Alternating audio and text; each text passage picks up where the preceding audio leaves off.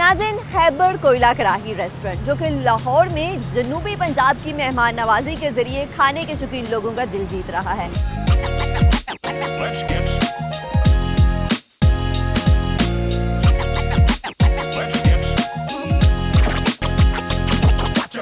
आज हम आपको बताने वाले हैं अपने होटल की स्पेशल मटन कोयला कढ़ाई।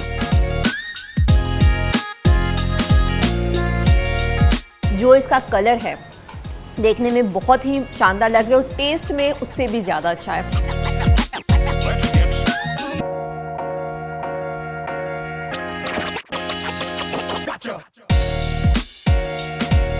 अस्सलामुअलैकुम, आप देख रहे हैं डिस्कवर पाकिस्तान और फ्लेवर्स ऑफ पाकिस्तान के साथ मैं हूं आपकी मेज़बान खरीजा बरली। नाज़रीन, खैबर कोयला कढ़ाई रेस्टोरेंट जो कि लाहौर में जनूबी पंजाब की मेहमान नवाजी के जरिए खाने के शौकीन लोगों का दिल जीत रहा है। इस रेस्टोरेंट को बने हुए अभी सिर्फ 3 माह में है, लेकिन इसकी शोहरत काबिल-ए-दीद है क्योंकि इसकी रिसर्च एंड डेवलपमेंट और मयारी अज्जा इसके खाने को मुनफिद बनाते हैं। ना सिर्फ मुनफिद बनाते हैं बल्कि ये रेस्टोरेंट लाहौर में अपनी नौइयत का पहला रेस्टोरेंट है और इनके लिए कहना गलत ना होगा कि they are true pioneers of कोयला कढ़ाई। अंदर चलते हैं और देखते हैं कि इनकी कोयला कढ़ाई कैसे तैयार की जाती है।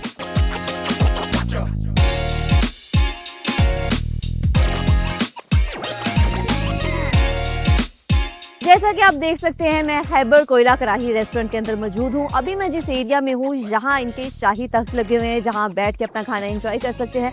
And in case if you are uncomfortable sitting here तो आपके लिए और भी स्पेसेस अवेलेबल है, जैसे कि फैमिली हॉल है जहाँ पे फॉर्मली जो रेस्टोरेंट्स में सिटिंग होती है, टेबल एंड चेयर वो लगा हुआ है। इसके अलावा इनका एक गार्डन भी है जो कि आउटडोर स्पेस है, वहाँ भी आप बैठ के खाना एंजॉय कर सकते हैं। इनके किचन में चलते हैं और देखते हैं कि वहाँ खाने कैसे तैयार किए जा रहे हैं और आज हम कौन सी सीक्रेट रेसिपी एक्सप्लोर करेंगे।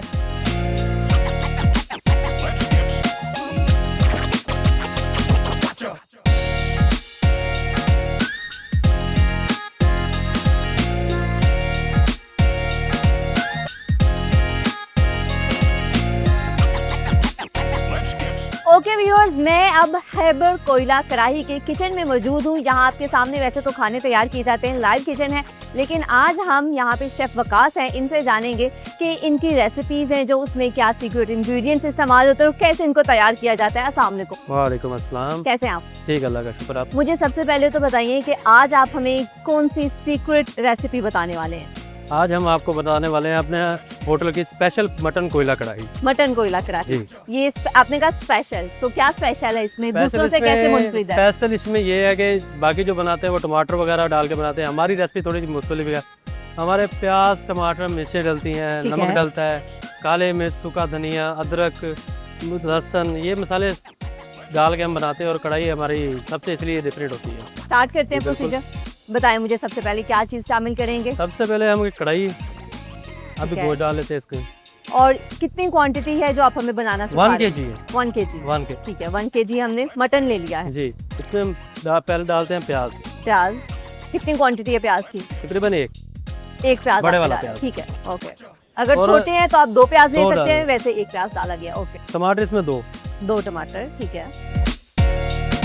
और मिर्च तकरीबन 4 से 5 मिर्चें। कोई गामेज के हिसाब से आपने रखा होता है कि बस नहीं? रेसिपी ये हमारा मतलब कि एक पुराने 40 से 50 साल हो गए हमारे शादी के बाद ईमिया खान में जो शहर है ना उधर बनती है, तो उधर से ये चलती आ रही है। इस रेसिपी ऐसी ही है। हमारे उस्ताद ने, हमारे जो उस्ताद है वो उन्होंने बनाना जैसे स्टार्ट किया है, ये उनका ही बनाया हुआ तरीक़ाकार है। प्याज इतना डलेगा, टमाटर इतना डलेगा, हरी मिर्च इतनी डलेगी, इससे ज़्यादा हो जाएगा फिर वो कढ़ाई का जायका नहीं रहता, मज़ा नहीं आता, टेस्ट नहीं बनता। क्या अब इसको हम लोग रख देंगे ऊपर कोयले के ऊपर? जी। और इसमें डाल देंगे नमक। नमक की कितनी क्वांटिटी है? नमक तकरीबन 1 चम्मच। 1 चम्मच, 1 टेबल स्पून। जी। ओके। अब इसमें पानी शामिल करेंगे। कितनी क्वांटिटी पानी की शामिल करते हैं? 5 मग शामिल करते हैं, ठीक है। तो ये 5 मग लीटर के अकॉर्डिंगली अगर हम देखें तो कितना बनता है? 1 लीटर से तो ज्यादा। 250 ml 1 मग का। ओके, ऑलराइट, ठीक है। टोटल बनता है 1250 ml आप इसके अंदर पानी शामिल कर रहे हैं। 1 kg हमने मटन लिया था और इसके अंदर जो भी इंग्रेडिएंट्स शामिल किए आपको तमाम की क्वांटिटी बता दी है। इसको कोयले के ऊपर अब रखेंगे। जी, कोयले के ऊपर।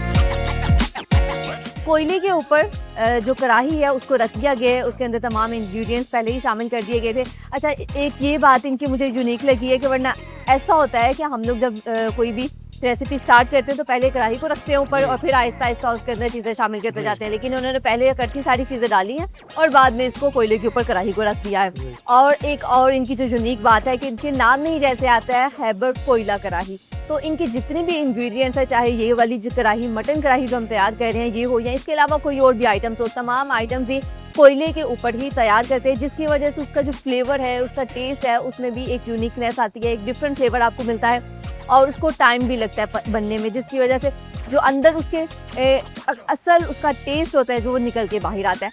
अब हमने इसके ऊपर रख तो दिया है, मुझे बताएं कि कितने टाइम का प्रोसीजर है, कितना टाइम लगेगा इसको तैयार? 1 घंटा। 1 घंटा लगेगा। और 1 घंटे के बाद ये तैयार हो गई है, इसके बाद कुछ करना है आपने? बुनाई होगी इसकी गोश्त की। बुनाई यानी कि बुनाई का अलहदा से टाइम है, उससे पहले इसको पकने में 1 घंटा लगेगा। 1 घंटे के बाद देखते हैं कि इसकी क्या शक्ल आती है और फिर इसकी बुनाई की जाएगी।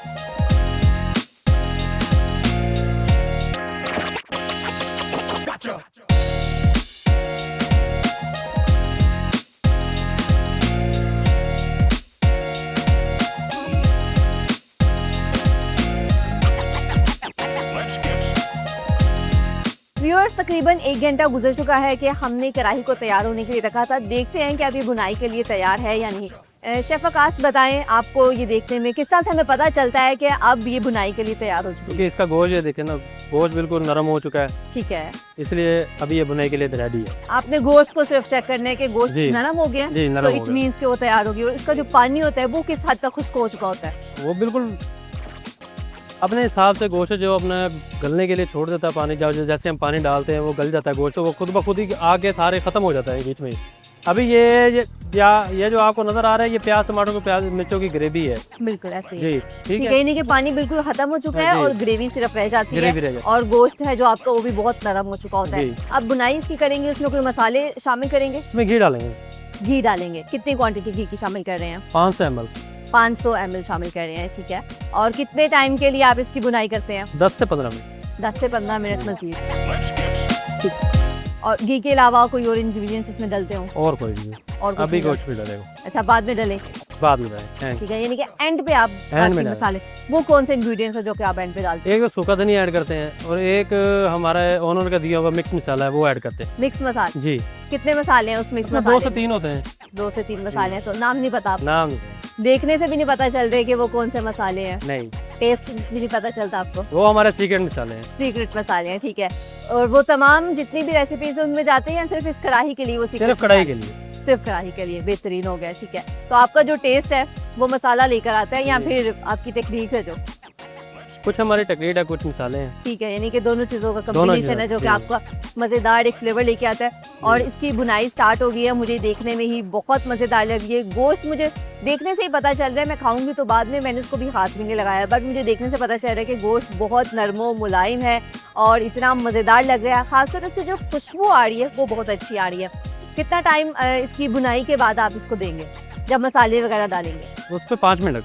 5 मिनट, यानी कि 10 मिनट आपने बुनाई को देना है। जी। और किस तरह से आपको पता चलेगा भाई अब परफेक्ट है ये और अब इसमें मसाले डाल? जब ये गोश्त अपना पानी, गोश्त के अंदर का जो पानी होता है वो बिल्कुल खुश्क हो जाएगा, बोटी अपना रंगत ही निकाल के ले आएगी, फिर उस वक्त पता चलता है कि मसाले डालने हैं क्या। ठीक है, उसके बाद आप मसाले डालते हैं, उसको मिक्स करते हैं, 5 मिनट मजीद आप जी, उसको जी। देंगे। ठीक है व्यूअर्स, ये कंप्लीट रेसिपी थी जो कि हमने आपको बताई, तमाम इंग्रेडिएंट्स भी बता चुके हैं। इसके बाद जो मसाले डालने हैं वो भी हम आपको बता चुके हैं। हाँ, मसालों की क्वांटिटी आपने नहीं बताई, आपने धनिया कितनी क्वांटिटी में डालना है और जो आपका सीक्रेट मसाला है उसकी कितनी क्वांटिटी इसमें जाएगी? तकरीबन 50-50 ग्राम। 50-50 ग्राम, ओके, ऑल राइट। व्यूअर्स, ये थी इसकी क्वांटिटी और हमने आपको 1 kg मटन की रेसिपी आपको बताई है। मटन कढ़ाई यहाँ पे तैयार की जा रही है। मैं अब चलती हूँ इनके सिटिंग एरिया में और इंतज़ार करते हैं कि 10 से 15 मिनट के बाद जब ये कढ़ाई तैयार हो जाएगी तो आपकी इसकी फाइनल लुक भी दिखाएंगे, उसको टेस्ट करके भी बताऊंगी कि इसका टेस्ट कैसा है।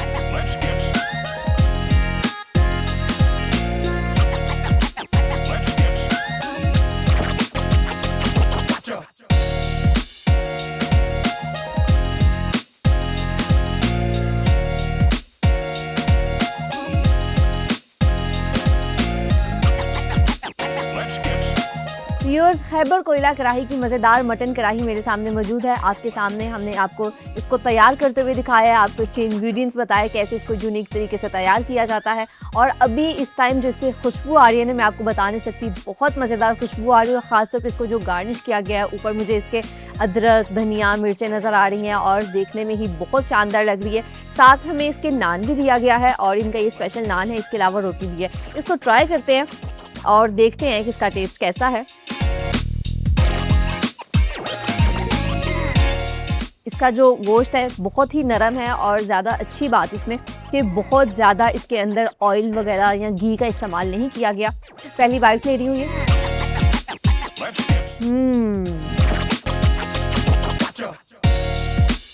बहुत मज़ेदार टेस्ट और ख़ासतौर पे जो स्पाइसेस इसके अंदर शामिल किए गए हैं बहुत लाइट से मिनिमल से स्पाइसेस हैं। ज़्यादा चटपटा नमक मिर्च वाला ऐसी कोई चीज़ नहीं है। मुझे तो बहुत अच्छी लगी है। आपको मैं इसका कलर भी दिखाती हूँ क्योंकि शायद ऐसे तो आपको नज़र ना आ रहा हो। ये देखें जो इसका कलर है देखने में बहुत ही शानदार लग रहा है और टेस्ट में उससे भी ज़्यादा अच्छा है। अभी जो मैंने पहली बाइट ली थी इनके नान के साथ ली थी, नान भी बहुत क्रिस्पी था, गोश्त नरम और बहुत ही अच्छा कॉम्बिनेशन बने। मैं तो आपको कहूँ कि आप जब आएँ आप कढ़ाही को जब ऑर्डर करें तो आपने साथ इनका जो स्पेशल नान है इसी को ऑर्डर करना है। बाकी रोटी भी मेरे पास है, रोटी के साथ भी ट्राई कर लेते हैं कि कैसा टेस्ट होगा। रोटी भी बहुत नरम है और जो गोश्त इन्होंने पीसेस किए हुए हैं बहुत छोटे छोटे से हैं कि आप एक पीस को आराम से बाइट में ले सकते हैं। बहुत बड़े पीसेस नहीं हैं।